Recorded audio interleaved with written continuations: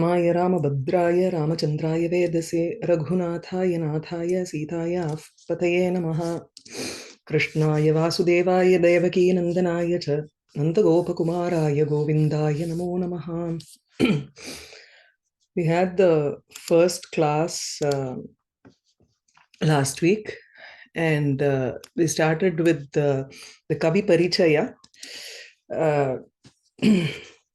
We saw about Kavi Venkatadhari and the text. We just had an introduction about the text. Now we'll have to understand what sort of a text it is before we go into the text as such, because we need to know what is Chitralankara. This is not a regular type of kavyam that we see. So we will go into what a kavyam is and what are the constituents of a kavyam and where exactly in the Samskrita literature this particular kavyam features. Venkatadhari is a poet, as we saw last week, that he is his time period is between the 16th and the 17th century, and his Vasasthalam, Janmasthalam was Arashanipale. He was also living there. Someone corrected me. Thank you. His father was Raghunatha Dikshita, and his grandfather was Srinivasa Dikshita. Mata Sitamba iti. He has got many titles in his name, like Slesha Yamaka Chakravarti. We'll know why that is important. Because most of Sri-Raghava-Yadaviyam involves such nuances of Shabdalankara. He was supposed to be, he was the same batchmate or at the same time period of Nilakanta Dikshita, who was also a great scholar and who came in the Vamsham of Apaya Dikshita. Very close in region also, but Nilakanta Dikshita moved to the south later. He has written a lot of works, but not much are available today. Some are still in the, only 20 to 30 are available and they are still in the manuscript form. If he has written 1 or 8 works, we don't have most of it even in the manuscript form. There is no knowledge of it as such, but some of his descendants may have it in their personal collection without knowledge or something like that. People have been making efforts to bring out such personal collections also, but people still have those in their homes without digitizing or bringing to light what are all the works. So it could be present in the family, we don't know. His expertise, as we will again know when we read the Kavyam, is Vyakaranam. Definitely we need Vyakaranam to understand such a work. He is also an expert in Nyaya, Dharmashastra and Purva-Mimamsa. He has written a lot of works. Kavyam, of course, he has written Subhashita Kaustubam and Raghava-Yadaviyam, which we are going to study. Stotrams, he has written a couple of stotras. He is also an ardent devotee of Vedanta Deshika, so he has written a work, Acharya Panchashat, which is in praise of Vedanta Deshika. He has written a couple of champus and Rupakam. Rupakam is drama. Raghava-Yadaviyam, we are going to see that it has 30 shlokas or 2 into 30, which is both, anuloma and pratiloma, that is reading directly, reading in succession and reading in reverse. So the Vastu here is Ramacharitam, and the Vastu of Krishna would be not his entire Charitam, but only one episode, which is the Parijata Haranam from the Swarga. Now he has supplied us with his own Vyakhya, because of which we are able to, at least approach the text and study the text. What is Kavyam? This is a Kavyam, we say that this is a Kavyam, even though it has only a small set of shlokas. But the Kavyams that we all are exposed to, we know, are, big poetries like Kumarasambhava. Kumarasambhava, when compared to Raghuvamsha or other texts like, Naishadham, it is still a smaller Kavyam when compared to the other Kavyams. We have Shishubalavadha, Bhatti Kavyam, Yadavabhyudayam, for example, or Shivalila Arnavam, Gangavatarnam. These are all big works. They are also called Mahakavyam. where there are different descriptions and everything.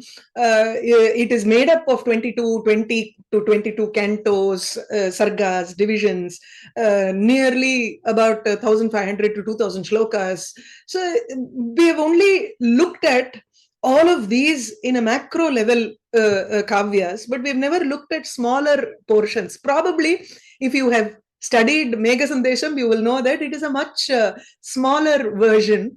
That is why it is called a Khanda Kavyam. This is a Chitra Kavyam, and where it features, we will see. What is a Kavyam? Kavyam needs a body of Shabda and Artha. There are words which have meaning. The people have given definitions for Kavyam. Some have said that it is Shabdartho Kavyam. Shabda and Artha make up Kavyam. Or some people say, this is Dandi's definition. He says, Ishtartha Vyavachinna Padavali. Ishta Artha.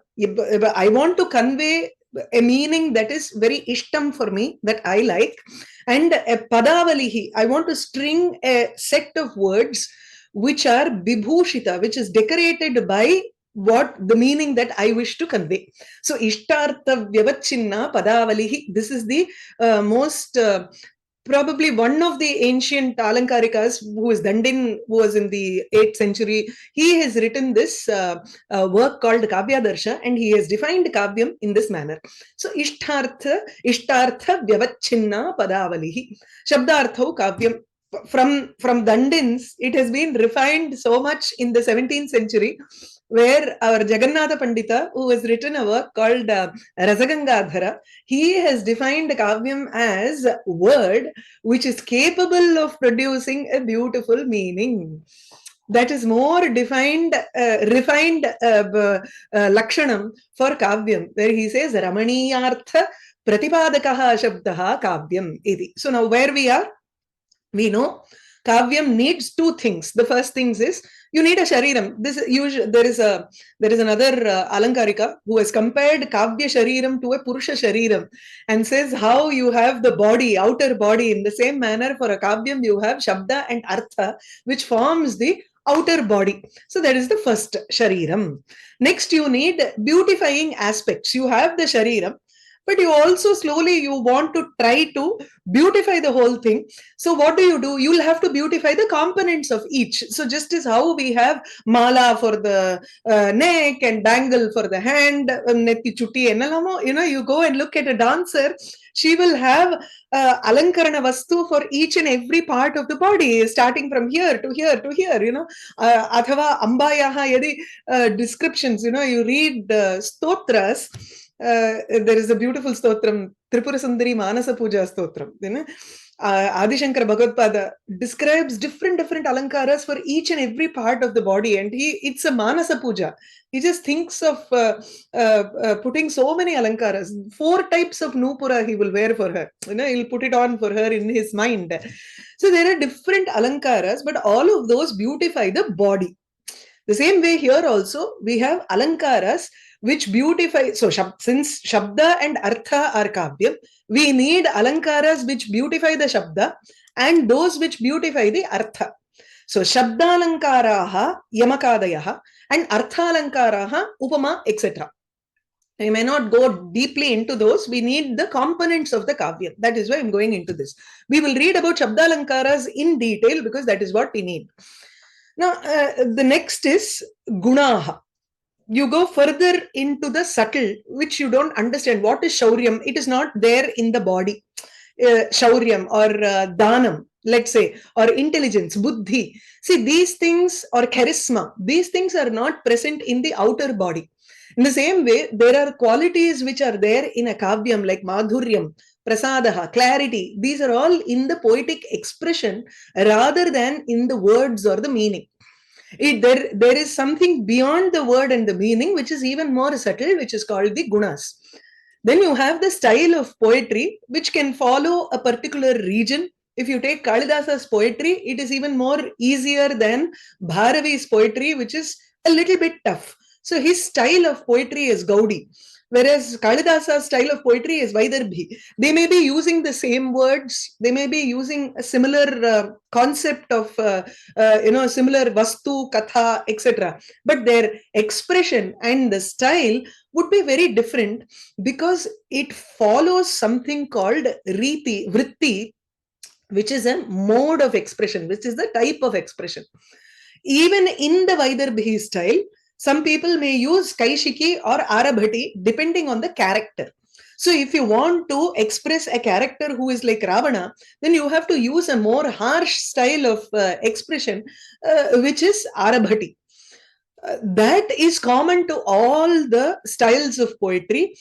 It depends on the way he is expressing it. He may use Ojas, Gunam in his Vaidarbhi style, but express Arabhati. So these are all even more subtle as you go into the poetry. These are not the outer framework at all. Okay. Now we go to the Atma. There is something called a soul of the poetry, which is beyond all these expressions and everything. So that soul involves rasa, bhava, etc. So there are, the 8 rasas or 9 rasas. Shantopi navamo rasaha iti. So Shrungara, Hasya, Karuna, Veera, Raudra, Bhayanaka, Adbhuta, Shanta. These are all the Shrungara, Hasya, Karuna, Veera, Raudra, Bhayanakaha. Adbhuta, that's okay. Fine. So there are totally 9 rasas. This becomes or dhvani, which becomes the soul of the poetry. In Raghava-Yadaviyam, we are only involved in the Shabdalankaras. We are not even going into the gunas or riti or vritti, rasa, etc. Because it only involves the shariram and nothing beyond that. Okay. So now we will look into Shabdalankaras. These are Kavya Shobhakaraha Dharmaha. They beautify, they are qualities which beautify the Kavyam. And it is only involving words, it is not involving the meaning. Sometimes it can involve the meaning, sometimes it only resides in the Shabda level. We need to know the building blocks of Shabdalankaras to understand what is an Aniloma Pratiloma Kavyam. So, ye vyutpatyadina shabdam alankartum iha kshamaha shabdalankaramahu tan kavyamimamsaka vidaha. I have taken this from Agni Puranam. Most of the definitions I have taken from Agni Puranam. In the 7th chapter, all of these are dealt with. Mainly, he has gone in detail into Shabdalankaras. And ye vyutpatyadina, vyutpatti adina, vyutpatti is etymological derivation. Using vyutpatti, shabdam alankartum iha kshamaha, those alankaras which are capable of beautifying, or those dharmas, those qualities which are capable of beautifying the shabda, then that is called Shabdalankara, alankartum kshamaha. Iti kavyamimamsakaha vidaha, they understand that this is what is Shabdalankara. Okay. Now, there are 9 types of Shabdalankaras which have been mentioned in Agni Puranam, probably the most exhaustive list that any Alankarika has given. Usually, Alankarikas like Sahitya Darpanakara or Kavi Prakashakara, they all deal with simple Anuprasa, 5 types of Anuprasa, 4 types of Yamaka. And then the Slesha maybe because some want to include it in a Shabdalankara and they immediately move on to Arthalankaras. And why they move on to Arthalankaras is because it adds more beauty than the Shabdalankara. Shabdalankara is still it's a vakjalambo. It's just to impress the audience. They started giving more importance to this later and later because they wanted to impress people more and more, and this is a quick way of getting the attention of people. So they they spent more time on thinking about Shabdalankaras. There are 9 types of Shabdalankaras mentioned in Agni Purana. Chaya, Mudra, Tatha Uktihi, 3rd one. 4th is Yuktihi. 5th is Gumpanayasaha. Gumpana is the 5th one. Vako Vakyam, 6. Anuprasaha. Ingeda we come to what we know. Anuprasa. Then you have Chitram, and then Dushkaram. This is it. This is the type that we need. So Raghava-Yadaviyam is actually called as a Dushkara Kavyam by Venkatadhvari. So he follows the definition which is there in Agni Puranam and calls it Dushkara. So the 9 types of Jnaya Nava Alankritayah Shabdanam iti Asankarat. Asankara means it is not combined at all. So imagine if 2 of these Alankaras are also combined, or a permutation combination, it will result in many more types of Shabdalankaras. So I'm not going to go into details of this. Some of those we will look at just to understand what it is. You have Chaya, Mudra, Ukti, Yukti, Gumpana, Vako Vakyam, Anuprasa, Chitram, and Dushkaram. These are the 9 types. Anuprasam, for example, if you have read Balakandam Champu, there is the shloka there, Ajana Pavana Kshiram, Vrishananda Vidhayinim, Shruti Pranayinim Soyam Apagam Ida. The second part is actually Yamakam. The first part is Anuprasa. Anuprasa is usually a repetition of Vyanjanakshara. There are many types of Anuprasa. I'm only talking about one type here, which is repetition of certain letters.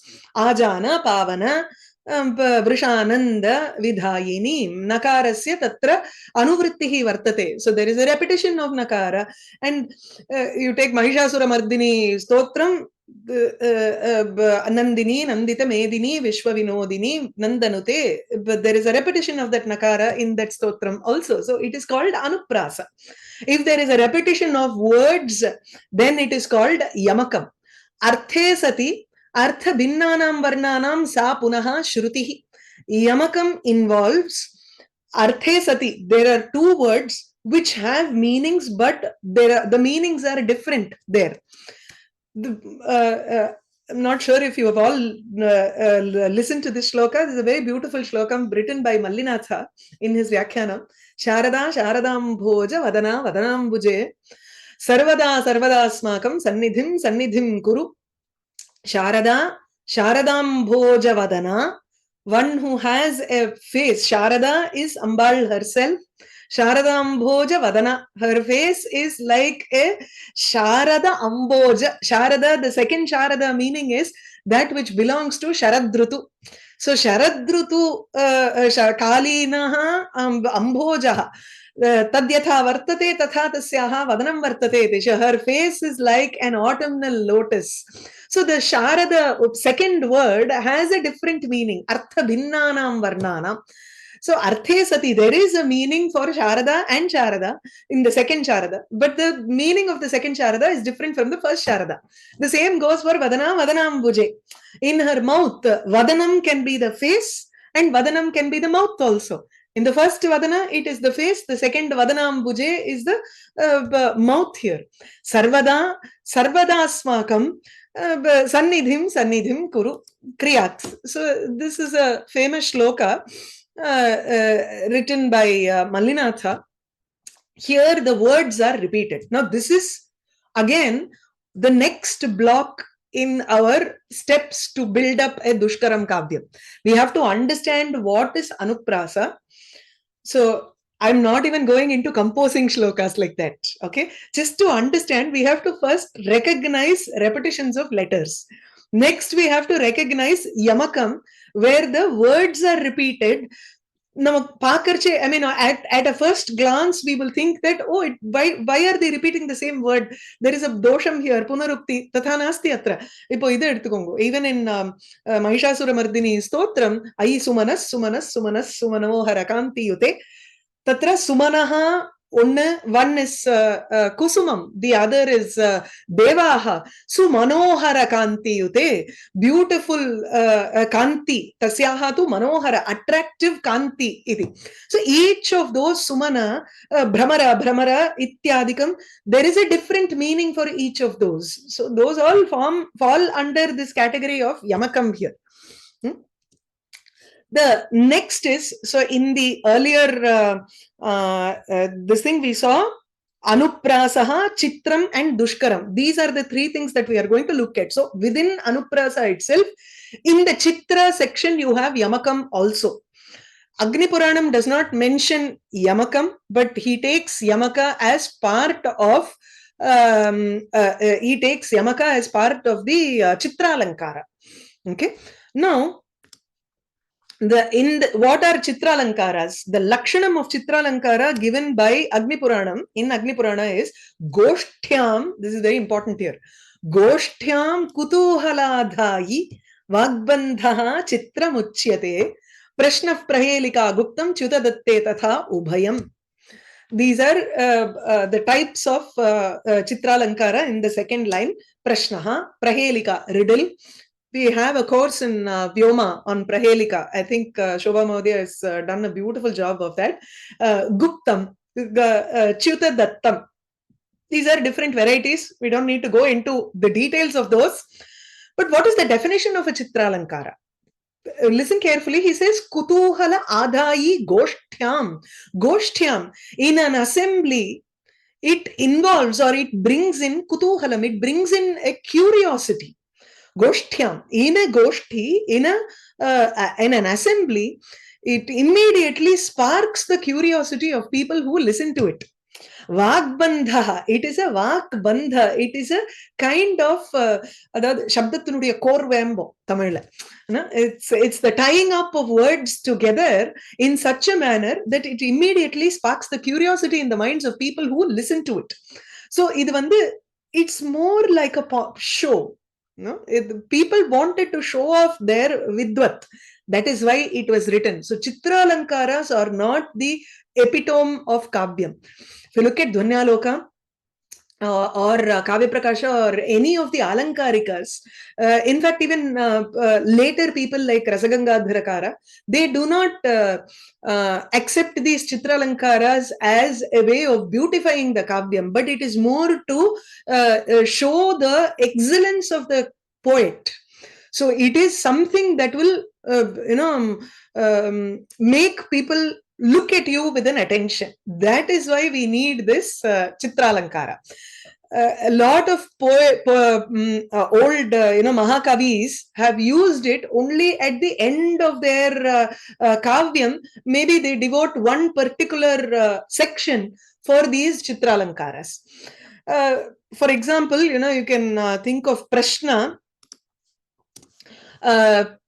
This is an example of Prashna, a type which is Nu Kali Nu, Kakali, Ka Madhura, Ka Madhura. You will want to know what is he trying to say, because there is a repetition of Kakali, Kakali, and Kashitalavakini, Nanu Kashitalavakini. This seems to have a question and an answer, actually. Some things will be just a question. You will have to find out the answer from there. That is Prahelika. Here, the Prashna is also given. The answer is also the same Prashna. The question is the answer. So how does this go? Ka Kali Nu, who is black? Kali, Kala iti Varnaha, Krishna Varnaha. So what is Krishna Varna? Here he uses the Srilinga Padam here. Ka Kali, Kakanam Ali, row of crows. We need to know Ka is a separate word, Kali can be a separate word. Both of these together can be split into Kaka and Ali, which is Shreni, Kakanam, Panktihi, Shreniva. We need to know Vyakaranam, we need to know Sandhi, we need to know Samasa. These are all simple basics for Chitralankaras. And then we need to know about Yamakam, Kosha. Kosha knowledge is very important for this. So Prashna, this type of Chitralankara has the question in the first part and the answer in the second part. So Ka Madhura, you just connect it together as Ka Madhura. Ka Madhura, who is the most sweet person, the one who is the foremost in love, one who understands love is the sweetest person. So Kama Dhura, Dhura iti chet tatra foremost, one who leads people in love. They are the people who are very sweet. That is, they understand, it is something like prema. You understand prema, then you are the most sweetest person. Why do we all like Krishna? It's because of that. Ka Shitala Vahini. Shitalam Jalam Vahayati, one who flows in a very cool manner. Who is that? Ka Shitala Vahini. You split it differently. Ka Shitala Vahini. Here it is Shitala Vahini. Atratu Kashi Talavahini, this becomes the answer. Nanu, Kashi Talavahini, this becomes the answer. What does that mean? Kashi Tale, Ya Vahati, Sa Ganga. Her waters are very cool. Now, this itself will be a difficult step. Now, we have to make it even more complex.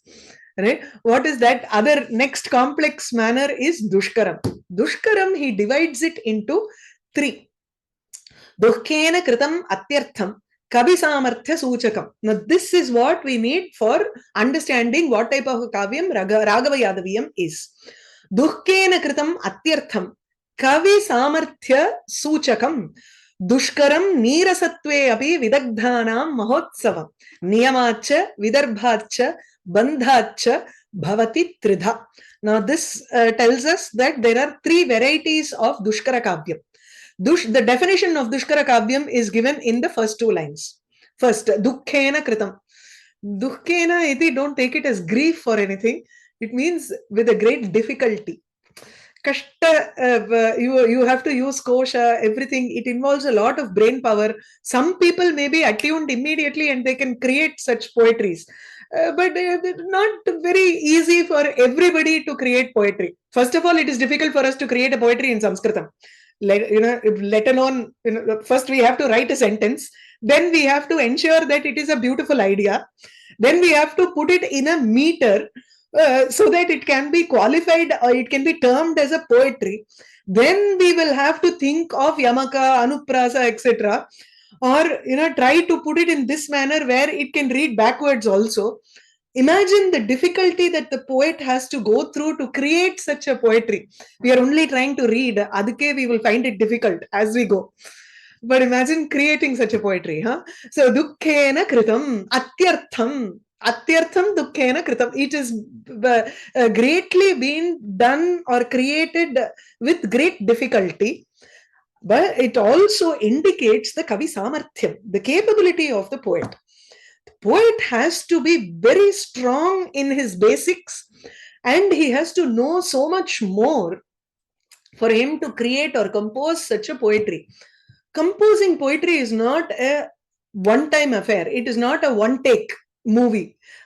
It requires a lot more of practice. Abhyasena tu kaunteya tatha atrapi abhyasaha karaniyah.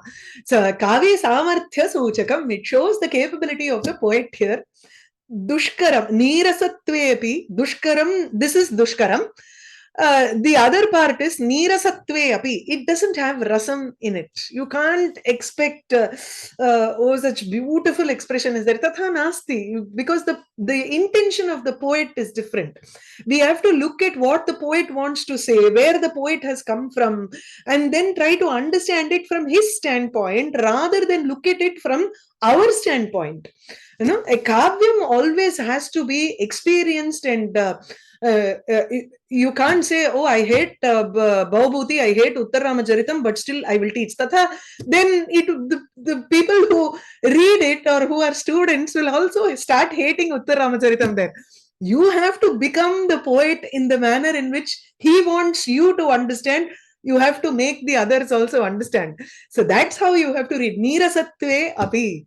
Even though there is no rasa in this kavyam, still Vidagdhanam Mahotsavam. It is a great joy and a festive occasion for intelligent people.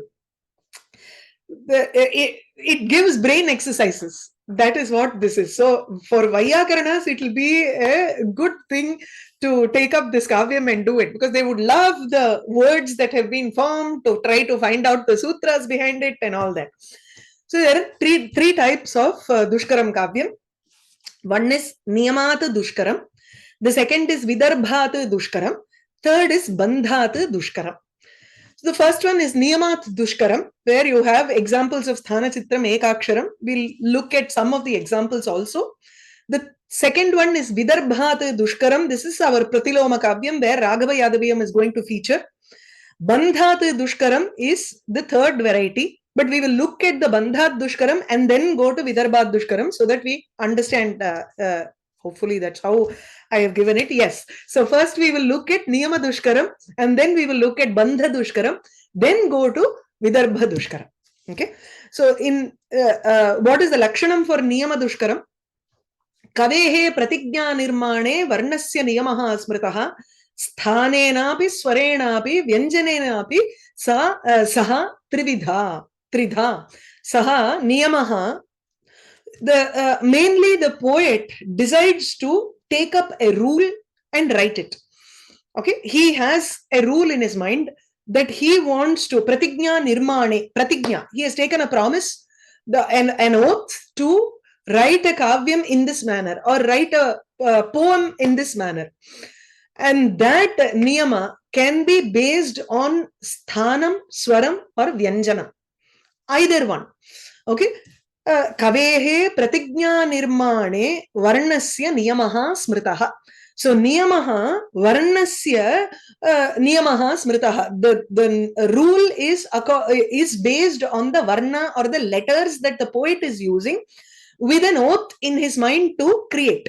Okay, so pratigna nirmane, pratignyam krutva pratignaya kavyasya nirmane, yada kavya nirmanam kriyate, tada varne niyamaha vidhiyate.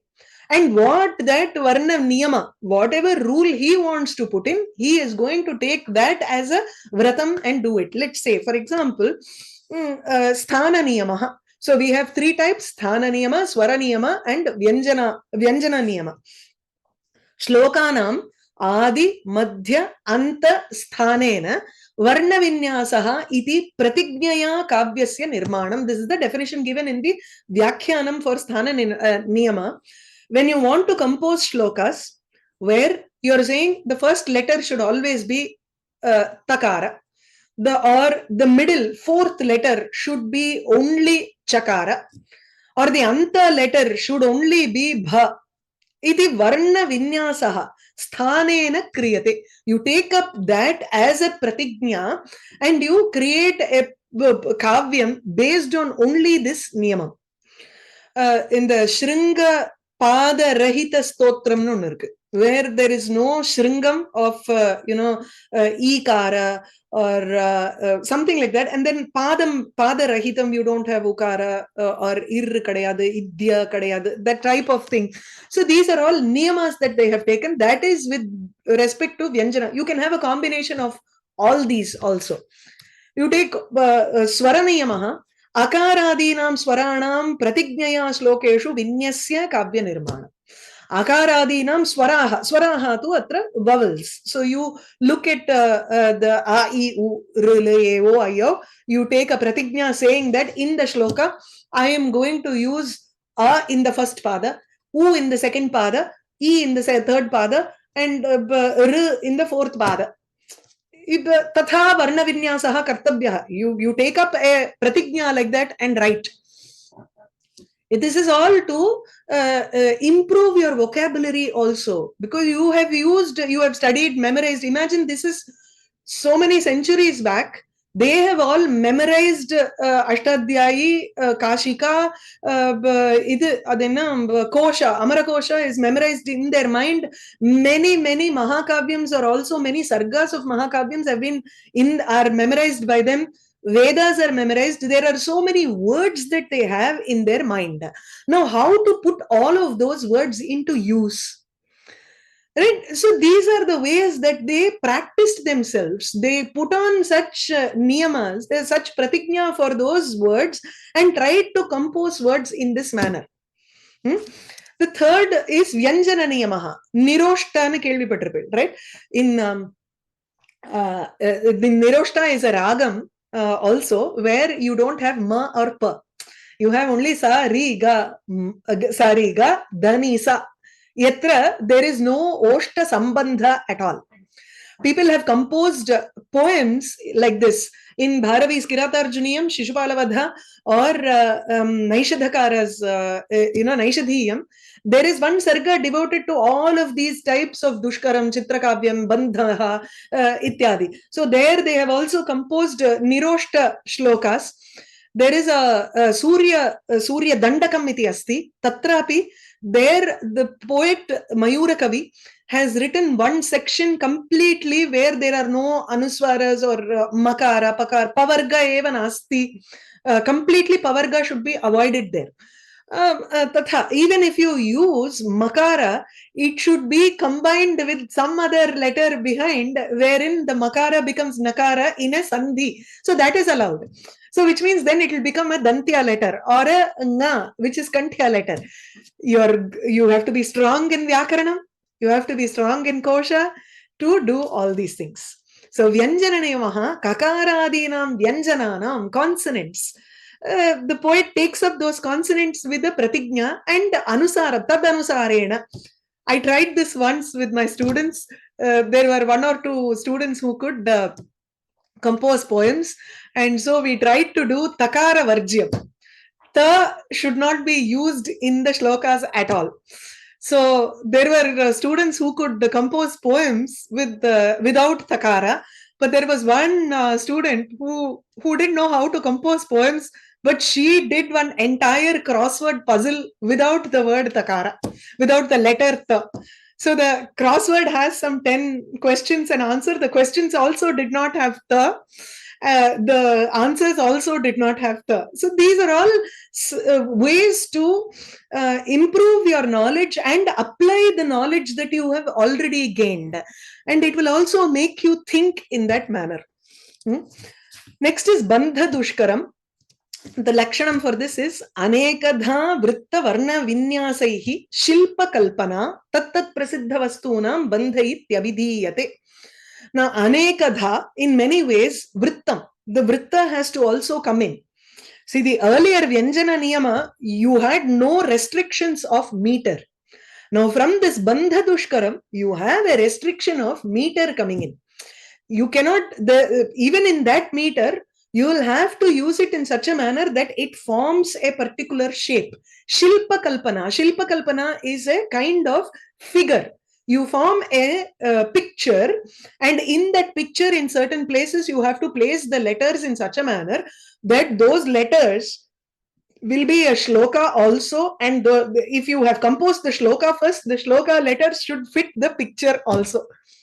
Tattat prasiddha vastunam. So prasiddha vastunam iti chet, you have a picture or a bandha or a bandhamna figure, right? So once you see the example, you will understand what it is. If you have read the Chitra Paddhati of Paduka Sahasram by Vedanta Deshika, then you are already familiar with this. Or if you have seen works like Shishupalavadham or Bharavi's, Kiratarjuniyam, all of them have devoted one sarga for these Chitralankaras. So in the same manner, our Vedanta Deshika has done Chitra Paddhati in his Paduka Sahasram. He has also done the same thing in Yadavabhyudayam, where one entire sarga has been devoted for these Chitralankaras. So the Bandhadushkaram is the next step.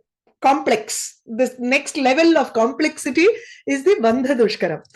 Let's take Muraja Bandhaha, for example. This is an example from Shishupalavadha's. Shishupalavadham is a text written by Magha.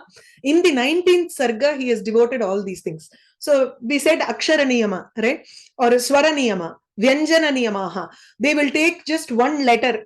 The most famous shloka of Bharavi, Nano Nununna Nunnana, Abdinu or shlokam will come.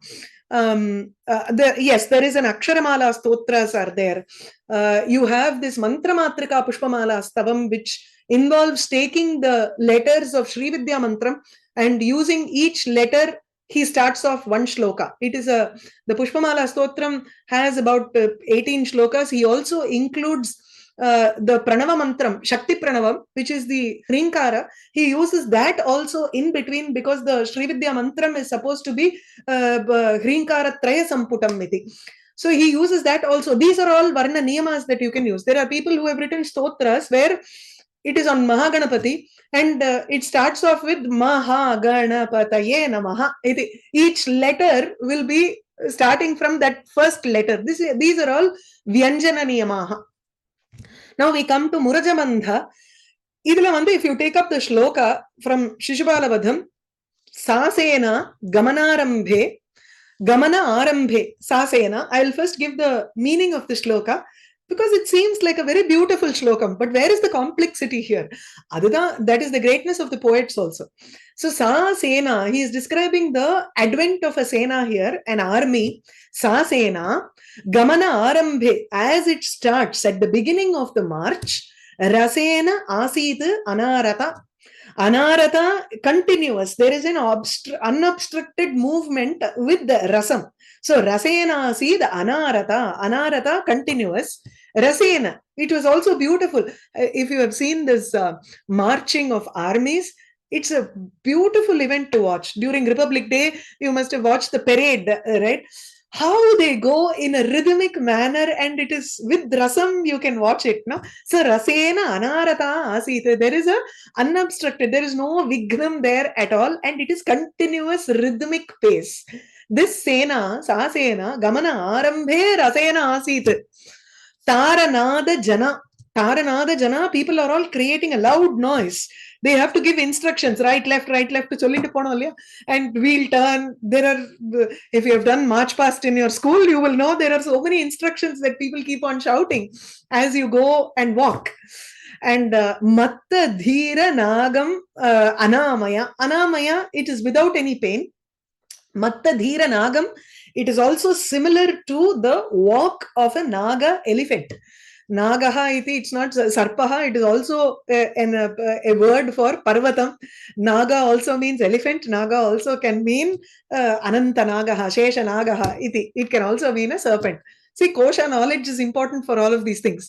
So matta dhira naga. Dhira is an arrogant, strong elephant, which is matta, intoxicated. The walk of the sena is like an elephant here. Now, this seems very beautiful, right? But our complexity comes in the manner in which this shloka is.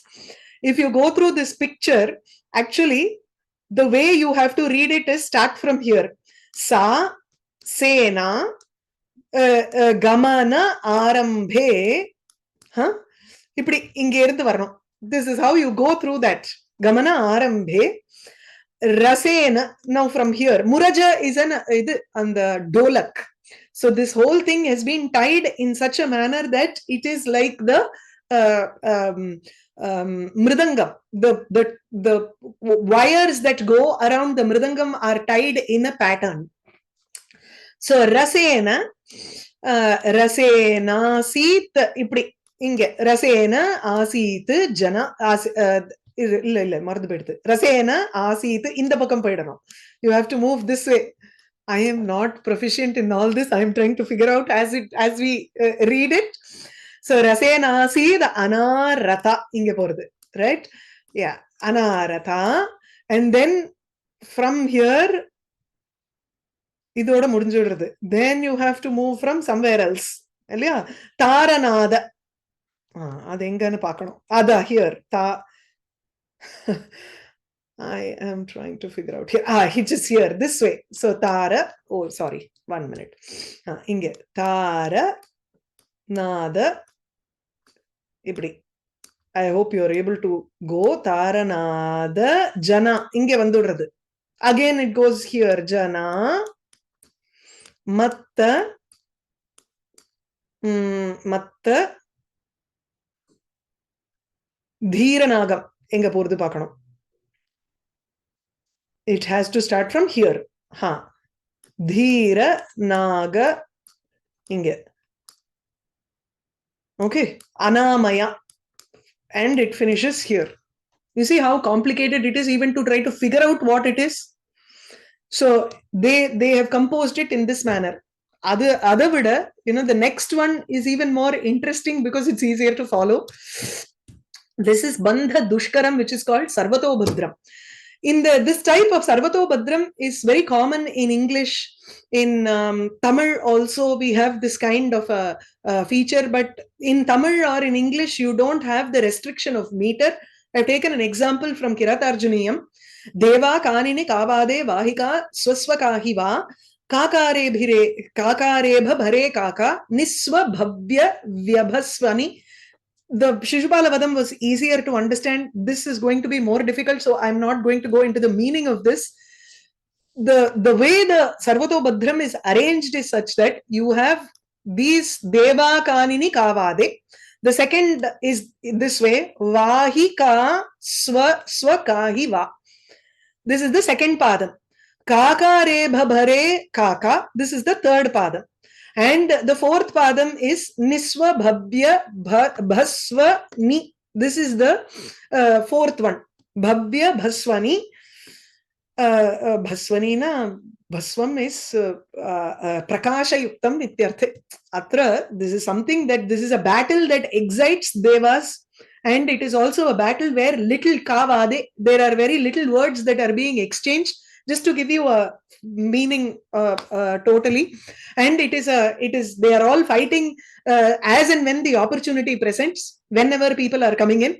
And then there are elephants which are young and they are matta ibaha santi atra. They are also calling upon crows, like the battlefield is filled with bodies where it is like an invitation kaka for the crows, and it shines because people are expending their energy and fighting. This is the meaning of this shloka. But the beauty of it is such that in the Tamil நீங்க படிச்சிருந்தேன்னா இந்த சிவாஜி வாயிலே ஜிலேபின்னு போட்டு நம்ம வந்து we will write it in 3 where you will read it both ways the same. அந்த மாதிரி இங்க வந்து the thing is it reads the same when you do it anuloma. It also reads the same when you do it pratiloma. It reads the same when you go up and down and when you go from down to up. In each column and row. This is how the construction is. So this is called Sarvato Badram. Sarvatahana, it is in all directions, it is possible to read this shloka. It's a very tough one to construct. Another example of Bandhadushkaram is Gomutrika Bandha or Jala Bandha. This is also called like a net or Gomutrika Bandha. So this goes in this manner where the letters in the middle are all repeat letters. So pravritte, you have to go from here to here. So pravritte vikasad dhvanam. If you can read in the shloka also, or you can go through the bandha this way. So pravritte, vr is again repeated from the second line also. Vavrushe ityasti. But you have to go down. So this is like a knot in a net. As you knot it and you go down. This is how the construction is. So pravritte vikasad dhvanam sadhanepi avishadibihi vavrushe vikasad dhanam yudham apya vishani bihi. So you only need to change these letters, whereas these letters, the middle letters remain constant. So when this is also describing a battle here, when the fight had started, there is a common, when the fight had started, there are elephants on one side which have also which are shining with the dana jalam in their temples. So they are all youth elephants which are fighting. Shishupala Vadhakara, that is Magha, writes shlokas which are a little more approachable, unlike Kiratarjuniyakara where it is very tough to understand his shloka. Now we move on to Vidbhadushkaram, which is our Pratiloma Kavya. Okay, the Lakshanam for Vidarbha, we will start from Vidbhadushkaram in the next class. So if you have any questions, I think I will stop with this. So you can unmute you can raise your hand and I will, yeah. Namaste, Natarajan Modya. Yeah, you can. Namaskaram, madam. Namaskaram. Actually, before going into the Sri-Raghava-Yadaviyam, we need to know all these, poetic, how do I call, beautiful components of a kavyam. Is it necessary like that? Necessary, na? See, where does it come? Chumma nera, it's not. You have to understand the building How to blocks for appreciate? that kavya. How to appreciate, la? Ama. We need to know. Okay, understand. Yeah. That's why. Oh, okay, very nice. Thank That's you. yes. You can unmute yourself. If you finish talking, you can mute so that the others can get a chance. Yeah. Malini Modya. Yeah. Man, you mentioned there's some English poetry also. You see one of these, the Bandhadushkaram. Do you know of any examples at all? There is the original was there is a stone inscription in Greek. There is one I know. Idila Patelna, it's called palindromic. I forget what the English expression is. The first thing, one the first BC, second BC, expression palindromic, okay. Yeah, something like that. Yes, there is. There are even poems which have been written where the first line is the same as the last line. The entire verse also reads in reverse the same manner. அதுவும் இருக்கு. தமிழ்ல இருக்கு. தமிழ்ல வந்து பெரும்பேர் ஒரு நிமிஷம் எங்கேயோ எடுத்து வச்சிருந்தேன். there is ஒரு ஊர் ஒண்ணு இருக்கு இதுக்கு பக்கத்துல. Somewhere I had made a note. Yeah, I will come back to it when I see that. Yeah. There in Tamil. பெரும்பேர் Kandigai Murugan கோவில்னு ஒண்ணு இருக்கு. அச்சரப்பாக்கம் பக்கத்துல பெரும்பேர் Kandigai Murugan temple is there, where they have inscriptions of these Nagabandha, Murjabandha, etc. in the form of stone inscriptions. So we don't know the age of those stone inscriptions, but it was there even in Tamil also. So all languages they have tried to do this. Yeah. Thank you. Okay. Yeah. Namaste. Namaskara Mahoday. Very interesting class as usual. And I just have one question. Sure. Last class you have told that Dushkaram is part of Chitrakavyam. You've stated as Dushkaram bracket Chitrakavyam. But Chitrakavyam is a question answer mode. But Dushkaram is a different mode as such, I understand. Now, is my understanding wrong? Or Alankarikas have classified it differently. So in Agni Puranam, he has classified it as Chitra is different from Dushkaram Kavyam. He puts in bandhas, etc. in the Dushkara Kavyam. Later, when you look at Kavya Darshakara or anybody else for that matter, they all consider Dushkara and bandhas, everything as Chitralankara. So they say Shabdalankaras as Yamaka and Anuprasa, and then they combine all of these things. They don't give you 9 types of Shabdalankaras here. So they combine all of these things and put it as Chitralankara.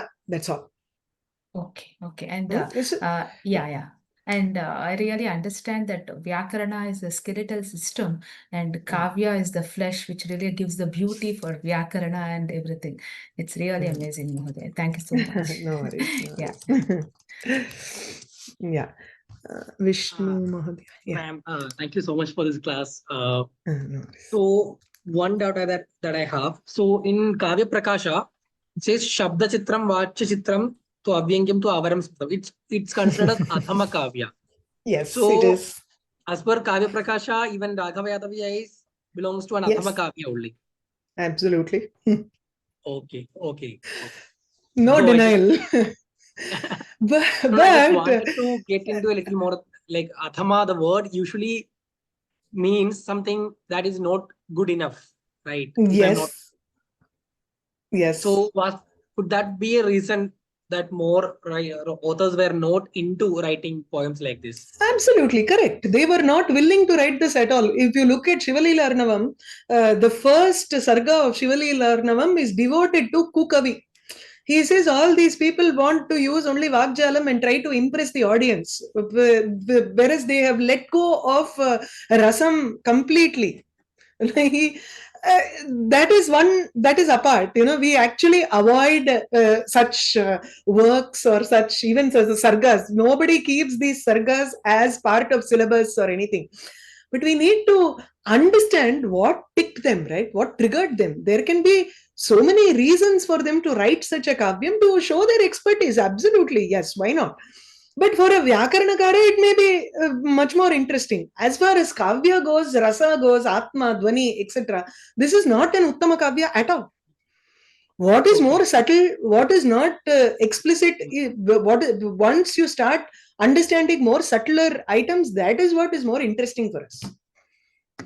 Okay, definitely. Can you suggest any a book, some books where I can get the history of Chitrakavyas or any books? There is probably there are every. I mean, the first portion of. I mean, the introduction of anything should give you ideally, but what I have collected is from 2-3 different sources. So the history as we go, I think I have a section for that also. We can look at that. Sure. Yeah, I can read, no worries. Yeah. Next class we should be covering that. I wanted to go more into it because nobody goes into Chitrakavyam at all. So that's why we will go into that. Yeah. Thank you so much. Thank you so much. Geeta Nodya. Yeah.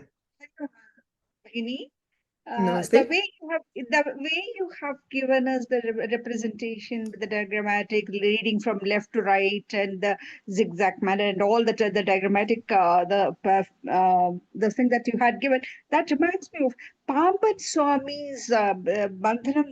Certain these things I have gone through. I don't I recollect now. I don't have them with me now. But he also has got something like reading it between these things like through the sneak and left to right and up and down and from bottom to top and all that. Yes. அதான் சொன்னேனே தமிழ்ல அந்த பெரும்பேர் கண்டிகை முருகன் கோவில்ல there are inscriptions where they have this Nagabandha, Murajabandha, etc. Yes. Pambat Swami is known for he was a devotee of Murugan, so probably this has some connection. He was also inspired, and he was also written. I don't know if anybody has done any work on that. I don't know, but I had a set which unfortunately I don't have it right now here. I have it back from there. No worries. Thank you. No worries. Yeah. Usha Modya. Yeah, you can. Namaste.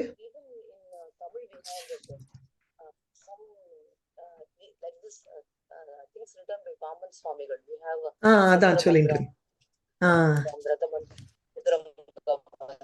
மந்திரங்கள். Okay. Okay, nice. Okay. Your connection சரியா இல்ல. Okay. Pamban சுவாமிகள் தான் அவளும் சொன்னா. So that's what இல்லையா? Okay. Yes. Namaste. Shankari Modya, I think. Samanameva etad Pamban Swamina virachitam okay. Mayura bandam, Ratha bandam, Kamala bandam. நிறைய இருக்கு. ஆமாமிதி. तत् WordPress मध्ये दृश्यते. तद् अहं WhatsApp मध्ये प्रेषयामि वा link? Sure. Yes, you can. No worries. अस्तु. पुनः एतद् अत्र युज्यते वा इति न जानामि. क्षम्यताम्, अहम् एवं संशयं पृच्छामि इति. कुरैयೊಂಡ್रुमिल्लै इति मुक्कूर् लक्ष्मी नरसिंहाचार्य तैः आचार्यैः लिखितपुस्तके एवं पठितवती कदाचित्. कालिदासः व्यासस्य विग्रहं दृष्ट्वा तस्य नाभिप्रदेशे हस्तं स्थापयित्वा हसितवान् इति. तदा व्यासः तस्य अङ्गुलीम् एवमेव गृहीतवान्. ततः हस्तं बहिर् कर्तुं न शक्तवान् कालिदासः इति. व्यासः एवम् उक्तवान् इति. किमर्थं हसितवान् इति वदतु इति पृष्टवान् इति. तदा कालिदास उक्तवान्, भवान् लक्षशः श्लोकान् कृतवान्, चकार भूयिष्ठश्लोकान् एव कृतवान्, चकाररहितं कर्तुं न शक्तवान् इति हसितवान्, उपहासं कृतवान् इति. तदा व्यास उक्तवान्, जड्दि भवान् एकश्लोकं वदतु, चकाररहितश्लोकं, किन्तु यस्मिन् कस्मिन् अपि विषयेन अहं यद् पृच्छामि तं विषयम् अधिकृत्य भवान् वदतु इति। द्रौपदी पाण्डवानां कृते कदा कदा किं किं भवति इति वदतु इति। तदा कालिदासः एकश्लोकेन तद् उक्तवान् इति, ततः सः अङ्गुलीं निष्कासितुं शक्तवान् इति। किन्तु श्लोकः कः इति न ज्ञायते, चकाररहितश्लोकः। I don't know. I have no idea about this, but yeah, there are many such niyamas. भवती बहु पठति इति कारणेन अवश्यं भवती एतस्य अन्वेषणं करोति इति मम विश्वासः। I'll see if I can locate it. I'll let you know. Sure. Yes. धन्यवादः। Okay. Ramaya Ramabhadraya Ramachandraya Vedase Raghunathaaya Nathaya Sitaya Pataye Namaha Krishnaya Vasudevaya Devaki Nandanaya Cha Nandagopa Kumaraya Govindaya Namo Namaha.